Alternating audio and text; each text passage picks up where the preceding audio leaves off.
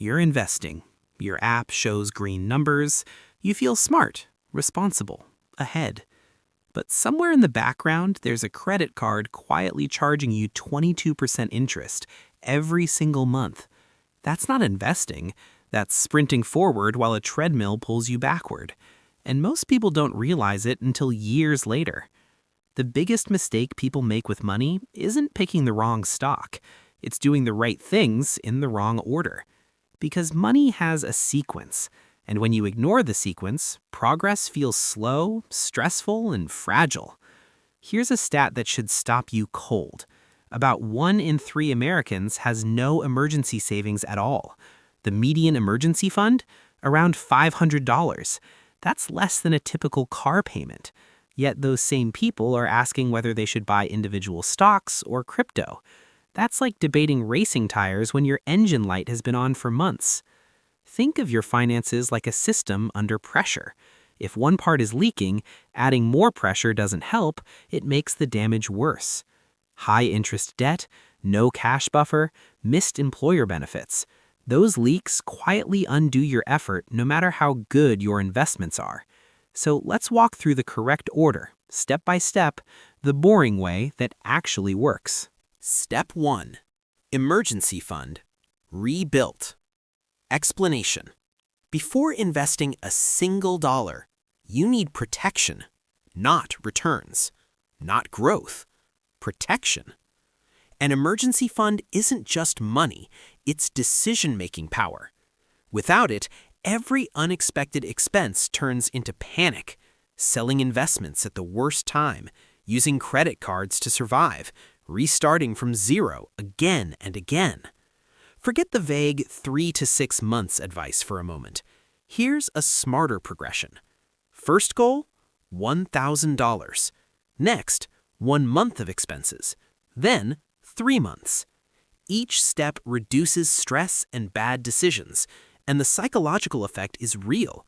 People with even a small cash buffer consistently report higher financial confidence than those with none. Stability comes before growth. Step 2. Kill high-interest debt. Now comes the part people hate because it isn't exciting. Any debt charging roughly 8% or more needs to go before serious investing. Credit cards are the worst offender. At 20% plus interest, they grow faster than most investments ever will. Paying off high-interest debt is a guaranteed return. A guaranteed 22% return beats stock picking, market timing, almost every hedge fund on earth. There's nothing flashy about it, and that's why it works. Use the debt avalanche.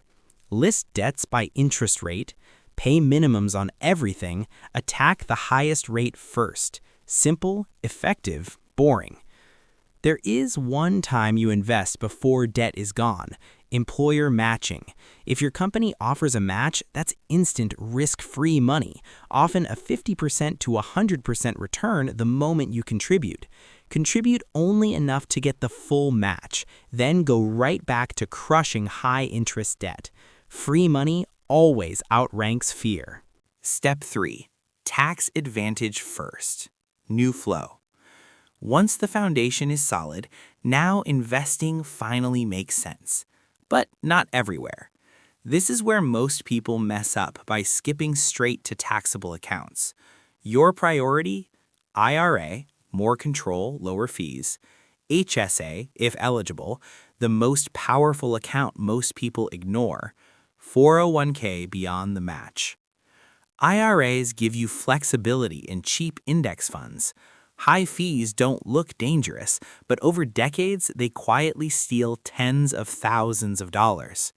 If you qualify for an HSA, pay attention. It's the only account with tax deductions going in, tax-free growth, tax-free withdrawals for medical costs. That's 3 tax advantages in one place. Used correctly, an HSA becomes a stealth retirement account, especially since healthcare costs in retirement are almost guaranteed. Step 4. Traditional versus Roth. Simplified.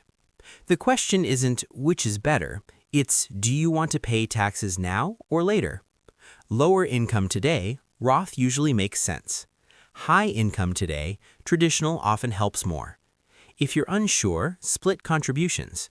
Tax flexibility in retirement is underrated.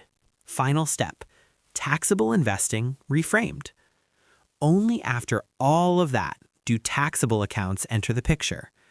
This is where early retirement planning lives. Down payments are built. Wealth becomes flexible. But taxes matter here, constantly. Dividends are taxed, gains are taxed. Every move creates friction. Taxable accounts are powerful, but only after the system underneath them is optimized. Most people want investing to feel exciting, but wealth is built quietly, in the right order, over time. Do the boring things first. Protect yourself. Stop the bleeding. Capture free money. Minimize taxes. Then invest. Because the goal isn't to look rich on an app screen. It's to build a financial life that doesn't fall apart when something goes wrong. Your future self doesn't need you to be clever. They need you to be disciplined in the right sequence.